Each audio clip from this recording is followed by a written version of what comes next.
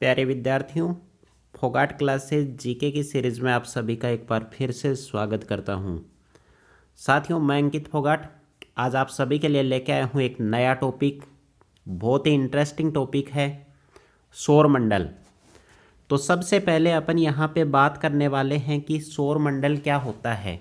तो ये अपना सन है और इस सूर्य के चारों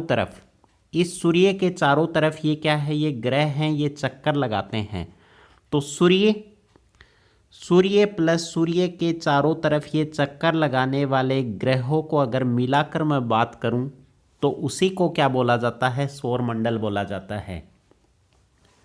ठीक है, अगर बात किया जाए तो सौर मंडल का जो केंद्र बिंदु है वो केंद्र बिंदु क्या है, सूर्य है। अब अपन बात करने वाले हैं यहाँ पे, जैसा मैंने पहले भी आपको बताया था तारों के बारे में, कि तारों पे जो रिएक्शन होती है वो कौन सी होती है, नाभिकीय संलयन रिएक्शन होती है। अपन यहाँ पे बात करने वाले हैं तारों के बारे में। तारा जो भी होता है उस पे कौन सी रिएक्शन होती है, नाभिकीय, उस पे रिएक्शन होती है नाभिकीय संलयन रिएक्शन। ठीक है, नाभिकीय संलयन रिएक्शन में क्या होता है, दो हाइड्रोजन के नाभिक मिलके किसका निर्माण करते हैं, एक हीलियम के नाभिक का निर्माण करते हैं। यह रिएक्शन होती है, इससे क्या होती है, एनर्जी मुक्त होती है और वही एनर्जी अपने को किसके रूप में दिखाई देती है, प्रकाश के रूप में दिखाई देती है। अगर अपन तारों की बात करें तो वहाँ पे सबसे ज़्यादा मात्रा में कौन सी गैस पाई जाती है, हाइड्रोजन गैस पाई जाती है 71%। हाइड्रोजन के बाद हीलियम गैस पाई जाती है। हीलियम गैस कितनी होती है, 26.5%। याद कैसे रखेंगे इसको अपन, हाइड्रोजन 71% पाई जाती है, मतलब पृथ्वी पर जितनी जल की मात्रा है 71%, उतनी ही तारों पे क्या पाई जाती है, हाइड्रोजन गैस पाई जाती है। हीलियम 26.5% पाई जाती है और अन्य जो भी गैसें हैं, अदर जो गैसें हैं वो कितनी पाई जाती हैं, 2.5% अन्य गैसें पाई जाती हैं। तो एक चीज़ ये आती है कि सूर्य भी क्या है, एक तारा है। और जब सूर्य की सारी हाइड्रोजन, जब ये सन की सारी हाइड्रोजन जब हीलियम में परिवर्तित हो जाएगी तो भाई क्या है, उस टाइम सन है वो क्या हो जाएगा, ख़त्म हो जाएगा। इससे क्या निर्धारण की जाती है, इससे तारों की आयु का निर्धारण किया जाता है इस चीज़ से। तो भाई सूर्य की भी आयु का निर्धारण किया गया है और सूर्य पे ये जो पूरी हाइड्रोजन है ये हीलियम में कब परिवर्तित हो जाएगी, इस प्रोसेस को टाइम लगेगा 5 बिलियन ईयर्स का। कितना, 5 बिलियन ईयर्स के बाद ये पूरी की पूरी हाइड्रोजन किस में परिवर्तित हो जाएगी, हीलियम में परिवर्तित हो जाएगी। तो सूर्य की आयु की अगर बात करें तो कितनी है, 5 बिलियन वर्ष सूर्य की क्या है, आयु निर्धारित की गई है। अब अपन यहाँ पे बात करेंगे प्रकाश मंडल की। किसकी बात करने वाले हैं अपन, प्रकाश मंडल की बात करने वाले हैं। प्रकाश मंडल क्या होता है भाई, जो सूर्य होता है, इस सूर्य का बाहरी आवरण, सूर्य का बाहरी आवरण क्या होता है, प्रकाश मंडल। ठीक है, अब अपन बात करने वाले हैं कि सूर्य का जो प्रकाश मंडल है उसमें तापमान अलग अलग होता है। तापमान की बात करें तो ये अपना सन है और सन का ये जो केंद्र है, इस सेंटर पॉइंट पे क्या होगा, टेम्परेचर अधिक होगा। सेंटर में क्या होगा, टेम्परेचर अधिक होगा। और ये कितना होता है भाई, सेंटर में होता है 15 डिग्री मिलियन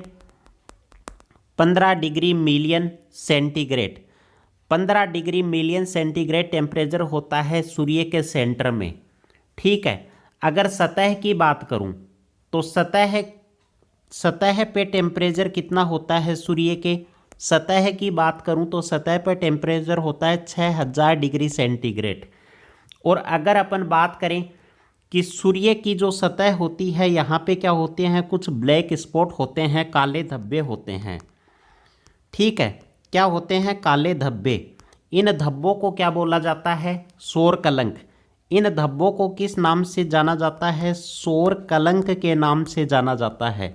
इन धब्बों को सौर कलंक के नाम से जाना जाता है।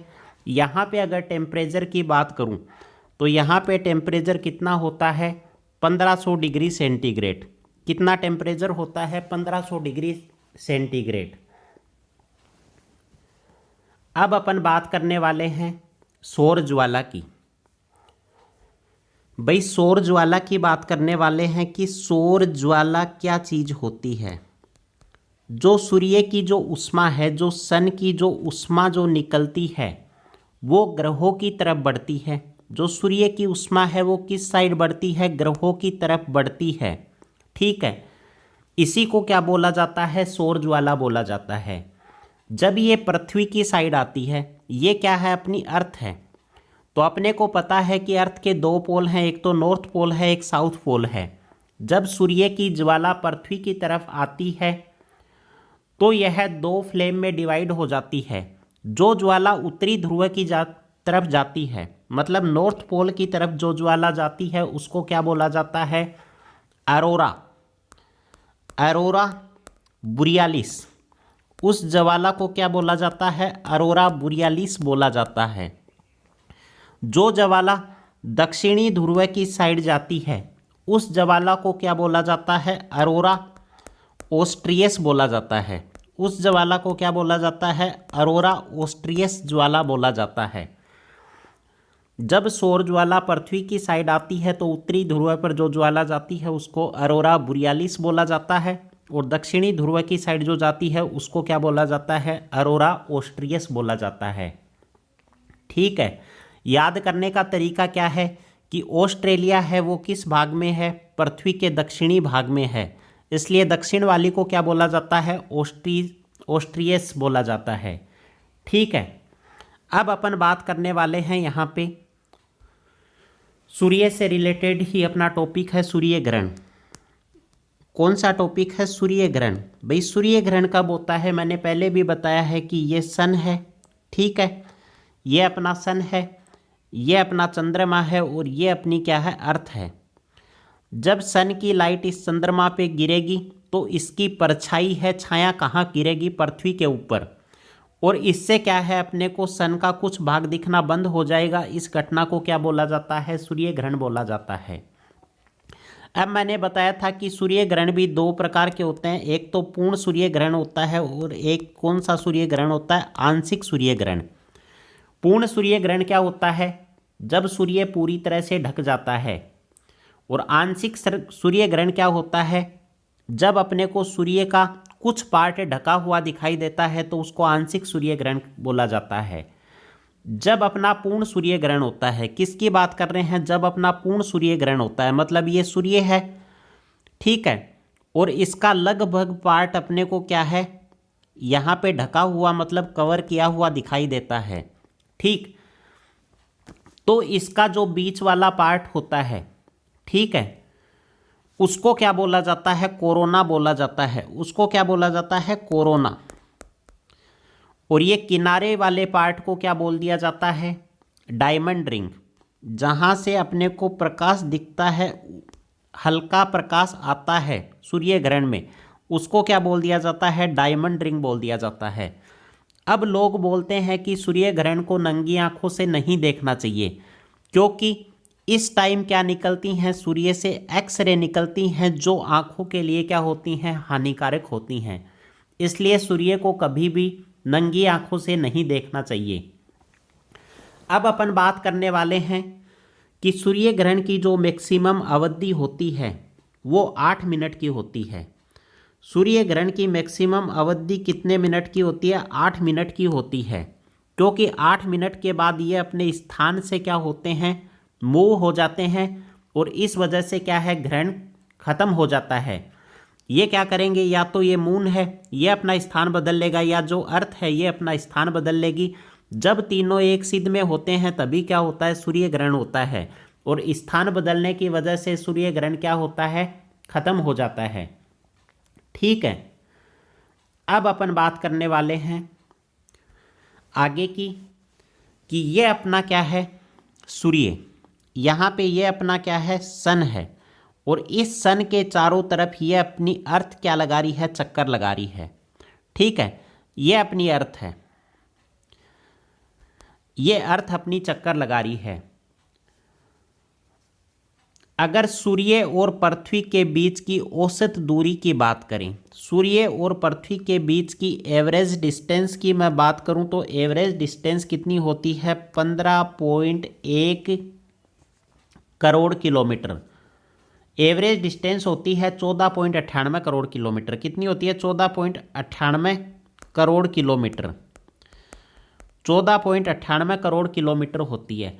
परंतु जब ये डिस्टेंस मैक्सिमम हो जाती है, जब ये डिस्टेंस बढ़कर मैक्सिमम हो जाती है, और मैक्सिमम कितनी हो जाती है, 15.1 करोड़ किलोमीटर जब ये डिस्टेंस हो जाती है, तो इस घटना को क्या बोल दिया जाता है भाई, तो इस घटना को बोल दिया जाता है अपसोर की घटना। इस घटना को क्या बोला जाता है, अपसोर की घटना बोला जाता है। और यह घटना कब होती है, 4 जुलाई को होती है। ठीक है, जब ये दूरी मिनिमम हो जाती है घटकर, और मिनिमम कितनी हो जाती है भाई, 14.07 करोड़ किलोमीटर जब ये डिस्टेंस हो जाती है, तो इस घटना को क्या बोला जाता है, उपसौर बोला जाता है। अब देखो इसको याद कैसे करेंगे। अपसौर का मतलब क्या होता है भाई, बड़ा, और उपसौर का मतलब क्या होता है, छोटा। जैसे उप प्रधानमंत्री, उपराष्ट्रपति, मतलब राष्ट्रपति से छोटा। तो उपसौर की घटना कब होती है, छोटे के लिए, छोटी डिस्टेंस के लिए। अपसौर की घटना कब होती है, बड़ी डिस्टेंस के लिए। और अगर पूछ ले कि उपसौर की घटना कब होती है, तो उपसौर की घटना होती है 3 जनवरी को। कब होती है भाई, उपसौर की घटना 3 जनवरी को होती है। अपसौर की घटना कब होती है, 4 जुलाई को होती है। अब अपन बात करने वाले हैं जो ये अपनी एवरेज डिस्टेंस है। एवरेज डिस्टेंस कितनी है, 14.98 करोड़ किलोमीटर। मतलब सूर्य और चंद्रमा, सूर्य और पृथ्वी के बीच की औसत दूरी, उसको क्या बोला जाता है, उस दूरी को बोला जाता है एक खगोलीय दूरी। जो ग्रहों की दूरी आपस में नापी जाती है वो किस में नापी जाती है, खगोलीय दूरी में। और एक खगोलीय दूरी किसके बराबर होती है, 14.98 करोड़ किलोमीटर के बराबर। ये दूरी क्या है, सूर्य और पृथ्वी के बीच की दूरी है, औसत दूरी। अब अपन बात करने वाले हैं यहाँ पे ग्रहों के क्रम की। अगर ग्रहों के क्रम की मैं बात करूं तो ग्रहों का क्रम कौन सा हो गया, बुध, शुक्र, पृथ्वी, मंगल, बृहस्पति, शनि, अरुण और वरुण। ठीक है, ये अपने कितने ग्रह हो गए भाई, टोटल अपने ग्रह हो गए 8 ग्रह। और 8 ग्रहों में से ये जो 4 ग्रह हैं, कौन से 4 ग्रह, बुध, शुक्र, पृथ्वी और मंगल। और लास्ट के 4 ग्रह, लास्ट के 4 ग्रह कौन से बच गए भाई, बृहस्पति, शनि, अरुण और वरुण। ठीक है, इसको क्या बोला जाता है, इसको बोला जाता है, इन ग्रहों को क्या बोला जाता है, ठोस ग्रह बोला जाता है, सॉलिड ग्रह बोला जाता है। ठीक है, इनको दूसरे किस नाम से जाना जाता है, आंतरिक ग्रह के नाम से जाना जाता है। ये जो ग्रह हैं, इन ग्रहों को क्या बोला जाता है, इनको बोला जाता है भाई बाह्य ग्रह के नाम से जाना जाता है। इन ग्रहों को किस नाम से जाना जाता है, बाह्य ग्रह के नाम से जाना जाता है। बाह्य ग्रह क्यों बोला जाता है, क्योंकि ये क्या होते हैं, गैस प्लस जलवाष्प से बने होते हैं। ये ग्रह किससे बने होते हैं, गैस प्लस जलवाष्प के मिश्रण से बने होते हैं।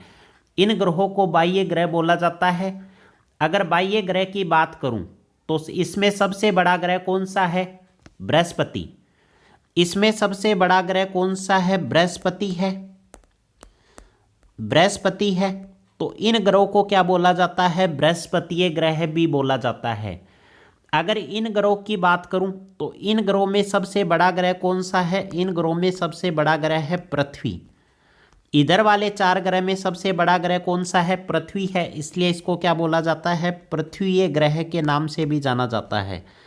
किस नाम से जाना जाता है? पृथ्वीय ग्रह के नाम से भी जाना जाता है। इन ग्रहों को अलग करने के लिए इन ग्रहों के बीच में एक पट्टिका है, उस पट्टी को क्या बोला जाता है? क्षुद्र पट्टिका। उस पट्टी को क्या बोला जाता है? क्षुद्र पट्टिका के नाम से जाना जाता है। तो उसके बारे में अपन अध्ययन करेंगे कि क्षुद्र पट्टिका क्या होती है। एक एक चीज के बारे में, एक एक ग्रह के बारे में अपन यहाँ पे अध्ययन करने वाले हैं। ठीक है, आगे अपन बात करने वाले हैं। सबसे पहले अपना कौन सा ग्रह आ गया? बुध ग्रह। तो बुध ग्रह से कौन कौन से प्रश्न बन सकते हैं एग्जाम में, उसकी अपन बात करेंगे। बुध ग्रह, बुध ग्रह क्या होता है भाई? सूर्य के सबसे नजदीक, सूर्य के क्या है ये? सबसे नजदीक का ग्रह है। सूर्य के सबसे नजदीक का ग्रह अगर बात करें तो सबसे क्या है? छोटा ग्रह है, सबसे छोटा ग्रह। उसके बाद अपन बात करने वाले हैं इसका जो परिक्रमण काल है, मतलब सूर्य के चारों तरफ ये चक्कर लगाता है, कितने टाइम में लगा देता है? 88 दिन में ये सूर्य के चारों तरफ चक्कर लगाता है। अगर ये सूर्य के सबसे पास में है तो जैसे जैसे ग्रह दूर जाएगा उसका परिक्रमण काल क्या है? बढ़ता जाएगा। जैसे जैसे ग्रह पास रहेगा तो उसका परिक्रमण काल क्या होगा? कम होगा। और स्पीड क्या होगी चक्कर लगाने की? फास्ट होगी। तो इस ग्रह की जो स्पीड होती है चक्कर लगाने की वो क्या होती है? सबसे ज़्यादा होती है। सूर्य के अधिक पास होने के कारण इस ग्रह में चुंबकीय क्षेत्र भी पाया जाता है। कौन सा क्षेत्र पाया जाता है? प्रश्न पूछेगा कि बुध ग्रह पर कौन सा क्षेत्र पाया जाता है? चुंबकीय क्षेत्र पाया जाता है। या प्रश्न ऐसे पूछ लेगा कि ऐसा कौन सा ग्रह है जिस पे चुंबकीय क्षेत्र पाया जाता है या चुंबकीय गुण पाया जाता है। ठीक है, तो वो ग्रह कौन सा हो गया? बुध ग्रह। उसके बाद अपन बात करने वाले हैं टेम्परेचर डिफरेंस की, मतलब तापांतर की। अगर तापांतर की बात करूं तो यहाँ पे सर्वाधिक तापांतर होता है। सर्वाधिक तापांतर की बात करूं तो वो कितना हो जाता है? यहाँ पे टेम्परेचर 600 डिग्री सेंटीग्रेड तक पहुँच जाता है। 600 डिग्री सेंटीग्रेड।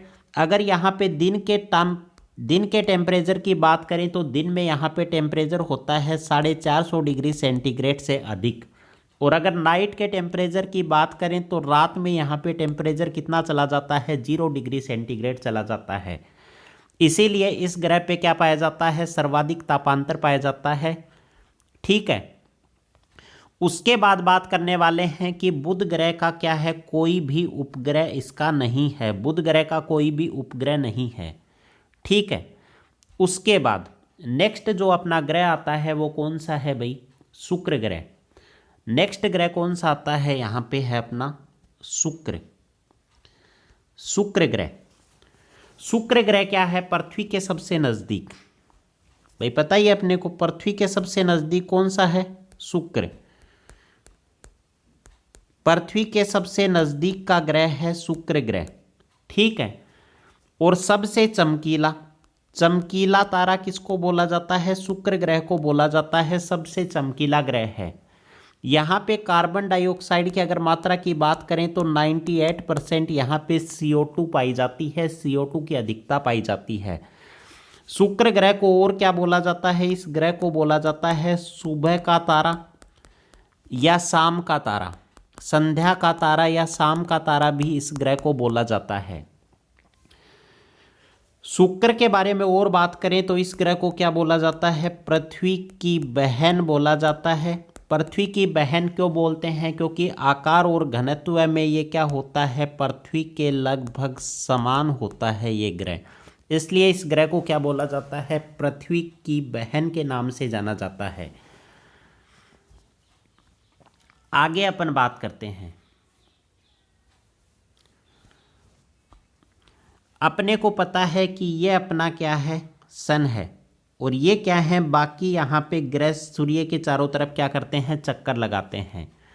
तो अगर मैं बात करूं कि सारे जो ग्रह हैं वो किस डायरेक्शन में चक्कर लगाते हैं, वो ग्रह चक्कर लगाते हैं पश्चिम से पूर्व की तरफ। सारे ग्रह कैसे चक्कर लगाते हैं? पश्चिम से पूर्व की तरफ चक्कर लगाते हैं। इसीलिए सूर्योदय अपने को कौन सी दिशा से, मतलब जस्ट ऑपोजिट साइड पूर्व दिशा से उदय होता हुआ प्रतीत होता है। सूर्योदय किस साइड से उदय होता हुआ प्रतीत होता है? पूर्व दिशा से। परंतु अपन बात करें कि दो ग्रह ऐसे हैं, कौन कौन से हैं? एक तो शुक्र है और दूसरा ग्रह कौन सा है? अरुण है। मतलब एक तो पहले का दूसरा और एक क्या है? अंतिम से दूसरा। एक तो शुक्र ग्रह है और एक अरुण ग्रह है। ये दो ऐसे ग्रह हैं जो क्या करते हैं, जो पूर्व से पश्चिम की साइड चक्कर लगाते हैं। जो पूर्व से पश्चिम की साइड चक्कर लगाते हैं। इसीलिए यहाँ पे सूर्योदय कौन सी दिशा से होता हुआ प्रतीत होता है भाई? यहाँ से पश्चिम दिशा से सूर्योदय होता हुआ प्रतीत होता है। उसके बाद अपन बात करने वाले हैं नेक्स्ट ग्रह की। नेक्स्ट ग्रह अपना कौन सा है? पृथ्वी ग्रह। नेक्स्ट ग्रह अपना कौन सा है? पृथ्वी ग्रह। पृथ्वी ग्रह को क्या बोला जाता है? इसको नीला ग्रह बोला जाता है। और नीला ग्रह क्यों बोला जाता है? यहाँ पे क्या है? जल की अधिकता है, इसलिए इसको क्या बोला जाता है? नीला ग्रह। पृथ्वी एक ऐसा ग्रह है जहाँ पे क्या है? जीवन संभव है। पृथ्वी ऐसा ग्रह है जहाँ पे जीवन संभव है। अगर इसके एक्स की बात करें तो यह 23.5 डिग्री झुकी हुई है और आधार तल की बात करें तो यह 66.5 डिग्री का कोण बनाती है आधार तल से। और ये कोण बनाने की वजह से ही पृथ्वी पे क्या होती हैं भाई? पृथ्वी पे होता है ऋतु परिवर्तन। मतलब कोई ग्रह अगर आधार तल से झुका हुआ हो और अक्ष पे झुका हुआ हो तो उस वजह से वहाँ पे क्या होता है? ऋतु का परिवर्तन होता है। पृथ्वी जो अपना एक चक्कर है वो एक चक्कर पूरा करने में कितना समय का लेती है? अक्ष पे घूमने में 24 घंटे का समय लेती है। इसीलिए यहाँ पे दिन और रात बनते हैं, इसलिए इसको क्या बोला जाता है? 24 घंटे को पृथ्वी की दैनिक गति बोला जाता है। और पृथ्वी सूर्य के चारों तरफ एक चक्कर पूरा करने में कितना समय लेती है? 365 सही 1/4 दिन का समय लेती है। और पृथ्वी का उपग्रह की अगर बात करें तो पृथ्वी का उपग्रह कौन सा है भाई? एकमात्र उपग्रह है पृथ्वी का चंद्रमा। नेक्स्ट अपन यहाँ पे बात करेंगे मंगल ग्रह की। नेक्स्ट अपना कौन सा ग्रह है? मंगल ग्रह। मंगल ग्रह को क्या बोला जाता है? लाल ग्रह भी बोला जाता है। मंगल ग्रह को क्या बोला जाता है? लाल ग्रह। लाल ग्रह क्यों बोला जाता है? क्योंकि यहाँ पे क्या पाया जाता है? Iron oxide. आयरन ऑक्साइड की अधिकता के कारण मंगल को क्या बोला जाता है? लाल ग्रह।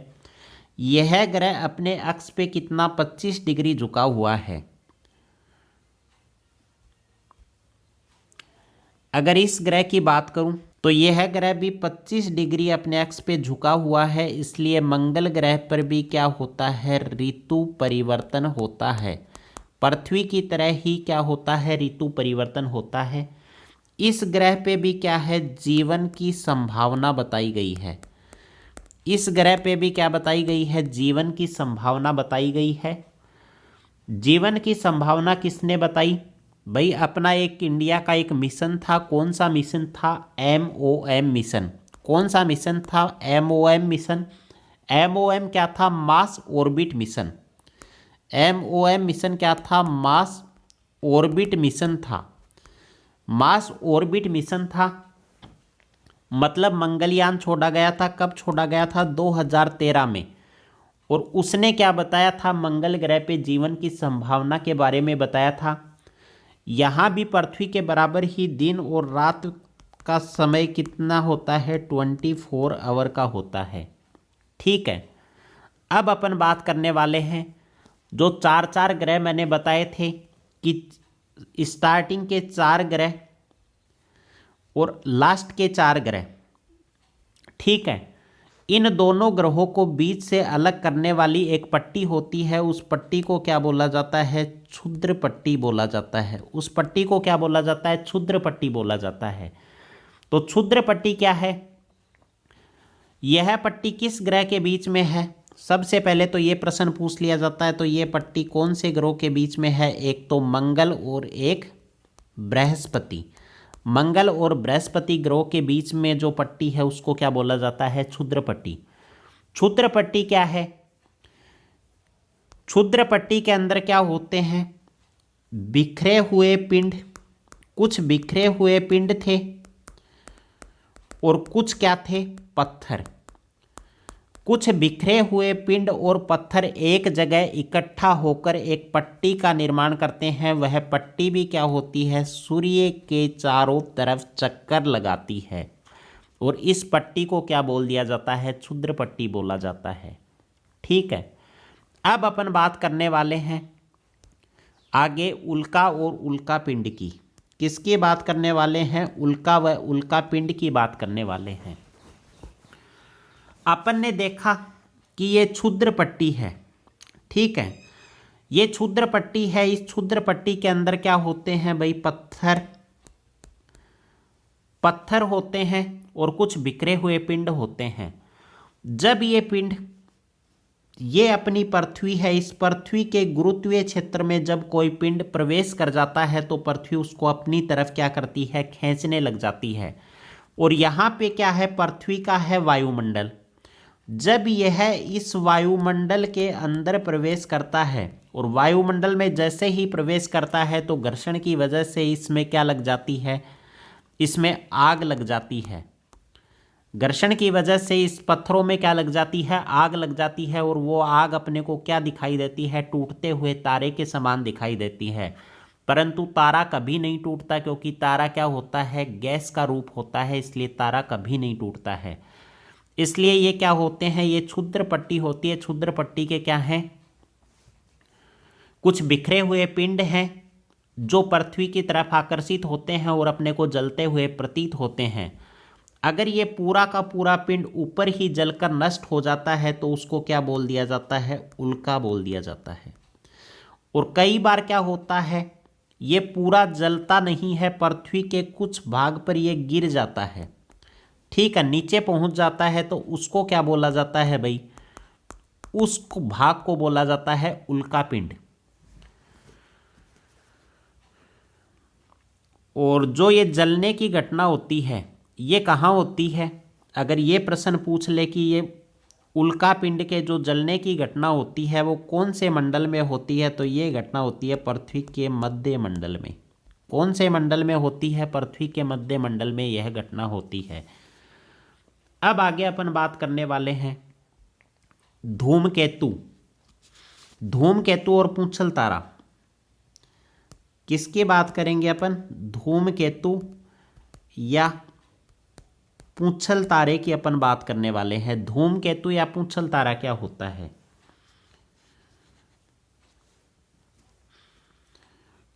ये क्या है? अपने को पता है कि तारे किसके बने होते हैं? गैस के बने होते हैं। तारे किसके बने होते हैं भाई? तारे बने होते हैं गैस के। ठीक है, और ये अपना क्या है? सन है। जब सन के गुरुत्वीय क्षेत्र में जब ये गैस इसकी तरफ आकर्षित होने लगती है, जब कोई तारा आकर्षित होने लगता है या गैसीय गोला आकर्षित होने लगता है तो उस गैसीय गोले के पीछे क्या बन जाती है? ऐसे कुछ कणों की एक पूंछ सी बन जाती है, पत्थरों की। तो उसको क्या बोला जाता है? पूंछल तारा बोला जाता है। पूंछल तारा है। एक पूंछल तारे की अपन बात करने वाले हैं। कौन से पूंछल तारे की? हेली पूंछल तारा, जो पृथ्वी से दिखाई देता है। हेली पूंछल तारा कितने साल बाद दिखाई देता है? 66 ईयर बाद दिखाई देता है। और अब ये तारा कब दिखेगा? जब 2062 आएगी तब ये तारा क्या है? अपने को वापस दिखाई देगा। आगे अपन बात करेंगे पृथ्वी का उपग्रह क्या है? चंद्रमा है। तो अब अपन बात करने वाले हैं चंद्रमा की। किसकी बात करने वाले हैं अपन? चंद्रमा की। पृथ्वी की परिक्रमा, चंद्रमा किसकी परिक्रमा करता है भाई? ये सन है। सन की परिक्रमा कौन करती है? पृथ्वी करती है। और पृथ्वी की परिक्रमा कौन करता है? ये चंद्रमा करता है। ठीक है, ये क्या है? मून है, ये अर्थ है। पृथ्वी की परिक्रमा करता है। पृथ्वी का क्या है? एकमात्र उपग्रह है। ये क्या है? पृथ्वी का एकमात्र उपग्रह है चंद्रमा। इसको परिक्रमा करने में कितना समय लगता है? 27 दिन 8 घंटे का समय लगता है। और अगर इसके एक्स की बात करूं तो इसको एक्स पर घूमने में भी क्या लगता है? सेम टाइम लगता है। इसलिए मैं बोल सकता हूं कि चंद्रमा का जो परिक्रमण काल है, चंद्रमा का जो परिक्रमण काल है वो इसके घूर्णन काल के क्या होता है? लगभग बराबर होता है। चंद्रमा का परिक्रमण काल इसके घूर्णन काल के बराबर होता है। चंद्रमा क्या है? एक प्रकार का जीवाश्म ग्रह है। चंद्रमा क्या है? एक प्रकार का जीवाश्म ग्रह है, जीवाश्म उपग्रह है, जो क्या है? सूर्य के प्रकाश से चमकता है। जो सूर्य के प्रकाश से क्या करता है? चमकता है। ठीक है। अब क्या है? जब सूर्य की किरण चंद्रमा पे पड़ती है और चंद्रमा से जब यह किरण कहाँ लौटती है? पृथ्वी पर लौटती है। जब यह किरण पृथ्वी पर लौटती है तो इस किरण को लौटने में कितना समय लगता है? 1.35 सेकंड, मतलब काफ़ी कम टाइम है। 1.35 सेकंड का समय लगता है। अगर अपन बात करें कि चंद्रमा के बारे में जो अध्ययन किया जाता है उस अध्ययन को क्या बोला जाता है? सेलेनोलॉजी। उस अध्ययन को क्या बोला जाता है? चंद्रमा के बारे में अध्ययन को बोला जाता है सेलेनोलॉजी। और चंद्रमा का जो 57% भाग है वही अपने को क्या है? पृथ्वी से दिखाई देता है। सिर्फ 57% भाग अपने को पृथ्वी से दिखाई देता है, बाकी भाग दिखाई नहीं देता है। उसके बाद अपन बात करने वाले हैं कि चंद्रमा है, इस चंद्रमा के अंदर कुछ पार्ट ऐसा है जिसमें क्या है? यहाँ पे धूल के कणों का एक क्षेत्र है।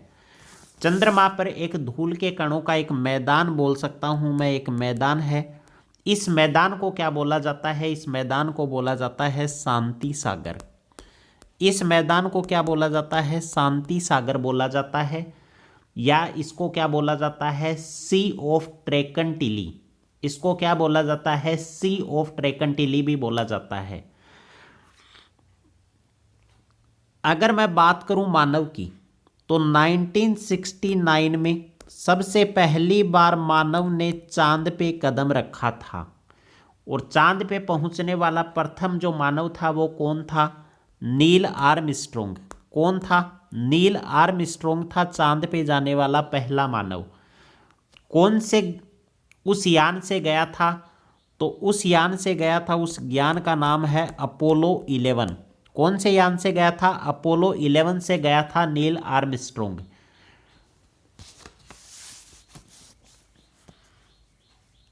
अब अपन बात करते हैं सुपर मून और ब्लू मून की। किसकी बात करने वाले हैं? सुपर और ब्लू मून। भाई सुपर और ब्लू मून क्या होता है? अगर मैं बात करूं सुपर मून की तो ये क्या है? अपना सन है। सन है। ये सन के चारों तरफ यहां पे कौन है? अर्थ है। और इस अर्थ के ये चारों तरफ कौन चक्कर लगा रहा है? ये अपना मून चक्कर लगा रहा है। इसके चारों तरफ कौन चक्कर लगा रहा है? ये मून चक्कर लगा रहा है। जब यह पृथ्वी के नजदीक आ जाता है, जब यह पृथ्वी के नजदीक आ जाता है तो अपने को चंद्रमा का आकार है वो 14% बड़ा और 30% अधिक चमकीला नजर आता है। इस घटना को क्या बोल दिया जाता है? सुपरमून की घटना बोल दिया जाता है। उसके बाद बात करेंगे कि ब्लू मून की घटना क्या होती है। जब एक ही महीने में, जब 1 मंथ में 2 पूर्णिमा आ जाएं, जब एक महीने के अंदर 2 पूर्णिमा आ जाती हैं तो इसे क्या बोल दिया जाता है? ब्लू मून बोल दिया जाता है। और एक साल में जब एक से अधिक ऐसे महीने आ जाएं तो उसे क्या बोल दिया जाता है? मून ईयर बोल दिया जाता है। उसे क्या बोला जाता है? मून ईयर के नाम से जाना जाता है। ठीक है। अब बात अपन कर लेते हैं अपने चंद्रमा की ग्रेविटी की। अगर मैं मून की ग्रेविटी की मैं बात करूं तो इसकी जो ग्रेविटी है वो पृथ्वी के गुरुत्वाकर्षण का 1/6 भाग है। अब कई बार एग्जाम में प्रश्न पूछा जाता है कि पृथ्वी पे एक 60 किलो की वस्तु है, वो चंद्रमा पे ले जाने पे कितने किलो की होगी। तो 60 केजी की जो वस्तु है चंद्रमा पे जाने पे वो 1/6 भाग हो जाएगी और उसका वजन वहाँ पे कितना हो जाएगा, 10 केजी वहाँ पे उसका वजन हो जाएगा। ठीक है, उसके बाद बात करते हैं कि अगर ग्रेविटेशनल फोर्स कम होने से चंद्रमा पे क्या है, ग्रेविटेशनल फोर्स क्या है, पृथ्वी की बजाय कम है, इसीलिए वहाँ पे जो वायुमंडल है वो वहाँ से क्या होता है, प्लाइन होकर बाहर निकल जाता है। इसीलिए वहाँ पर क्या है, वायुमंडल नहीं होता। चंद्रमा पर ग्रेविटेशनल फोर्स कम होने की वजह से वहाँ पे वायुमंडल नहीं होता।